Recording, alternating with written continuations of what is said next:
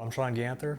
I joined the military United States Air Force in 1998 and I got out in 2003. My first time in high school, I enjoyed making art. I was in a lot of art classes because I excelled at it. So I was doing that, but I was kind of guided away from that by my guidance counselors. They're like, you're going to want to do something where you can actually make some money.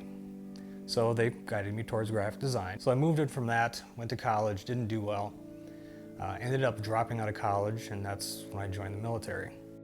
As far as like creating art during that time frame, I did some little pencil drawings, but I still didn't take art seriously. Like that was ingrained in me, like that you're not gonna make a living as an artist, so why bother trying? So I went to school for journalism. I mean, that's what I wanted to do. I kind of wanted to tell the story of the soldiers that were over there and actually tell people's stories, because I didn't feel like a lot of the news media portrayal of them was accurate on what they were going through.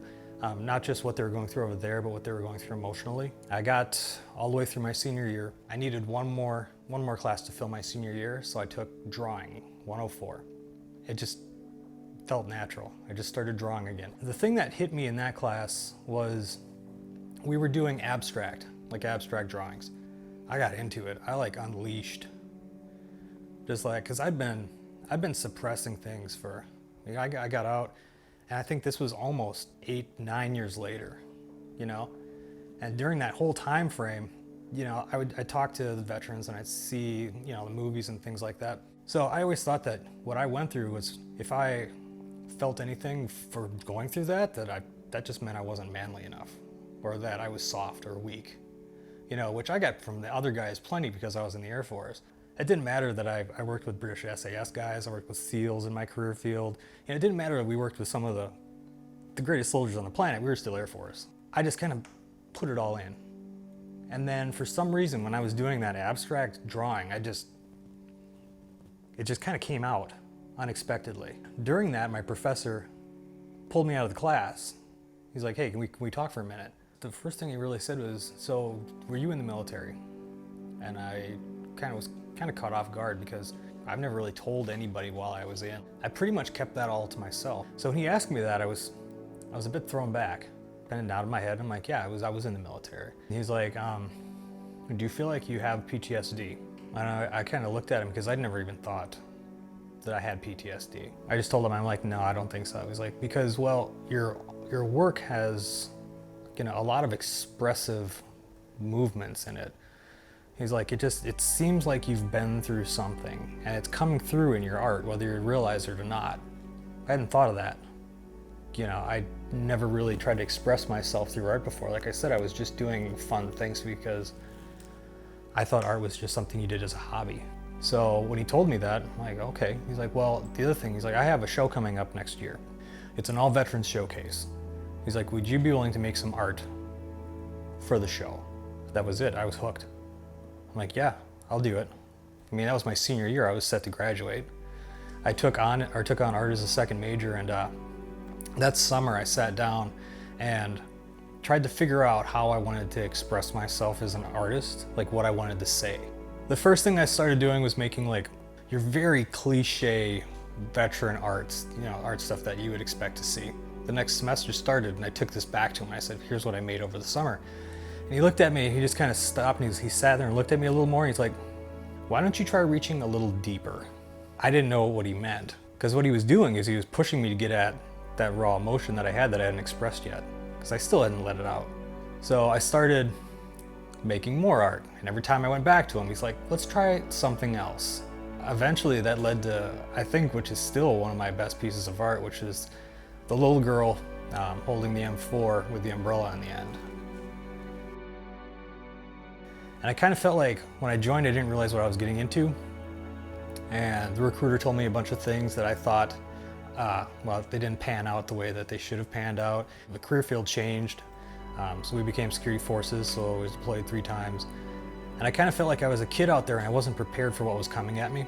That's when my professor's like, yes, that's what I want you to do. So I started creating art like that. That kind of expressed how I felt during that time. Some of it was very angry and some of it was very political, because once that unlocked, I started just like try to express myself even more. Like, okay, what else can I say? I don't need to hold it in anymore. And that's around the same time frame that I met another veteran artist. And this is when I was still working through these emotions that I was having, and I still wasn't going for help. I still didn't go to any therapy, anything like that. I didn't seek out anything from the VA, still wasn't part of any veteran groups, you know, still kind of isolated. I hadn't reached out to anybody yet because I just didn't feel like I could relate to them. So I was sitting in this artist talk, and this guy is standing up on stage and he's talking, and he gets to the end of it and he's like, you know, it's like I have this dream every night. And it's where I'm getting deployed and I forget my gun. Some nights I forget my knife. But it's always something that's essential to survival. And when he told that story, I'm like, I had the exact same dream every night. Completely different branch of service. Never met the man before in my life. We had the exact same dream. And it was like the first time I'd really started talking about it again. It was in that moment. And that was like 9 years later. After talking with him, I talked to a couple of other veterans. They had me sit on an artist panel, like a panel of veterans after that. So I had to sit with guys from Vietnam and things like, and other veterans. I started surrounding myself with all these different ways that people were expressing themselves through art and telling stories and getting these emotions out. That for me led me to go actually back to the VA to get help with PTSD, to get diagnosed with PTSD. When I finally unlocked that box, I realized how many other people are sitting out there because they don't feel that what they went through is worthy of them going to get help. So I started actually doing outreach. Whatever I could do to help people like express themselves and start to actually tell their story. For me, when you find that thing that you absolutely love, that you feel like you were meant to do, and you can do it and help people while you're doing it, there was nothing better than that. You don't have to have gone through what this other person went through. We minimize the things that we go through, we compare our stories to other stories. When the truth of the matter is that we are all veterans and we all went through something. In a lot of cases, we shared those experiences together. And realizing that you have this huge community of veterans that have all gone through different things, and they've all experienced something in the same way. Because being a veteran is part of being something, and it's a brotherhood that I pushed away for the longest time until I finally realized that why suppress that when you could find all this help within your own community that you were in. It's important for veterans to tell their stories because to tell your story begins a healing process. Start small. You know, just get it out of you. Once you get it out of you, you can rationalize those things and you can start to work through those emotions. Suppressing it isn't going to make it any better. That's the importance of telling your story for you. The importance of telling your story for everyone else is that not a lot of people understand what veterans go through. It's kind of odd to say that they don't see soldiers as regular people who serve their country, which is what really they are. That there are far more human elements to being a soldier that they just don't understand, I think helps create more understanding. I would encourage every veteran to tell their story to someone. It doesn't matter if you feel that your experiences is less than someone else's experience. You were part of a unit. I mean, if you are that person that's sitting alone in the dark, not knowing how to cope with things, you're going to be able to move past that. There are a lot of veterans out there that don't get help. The national veteran suicide average is 22 a day.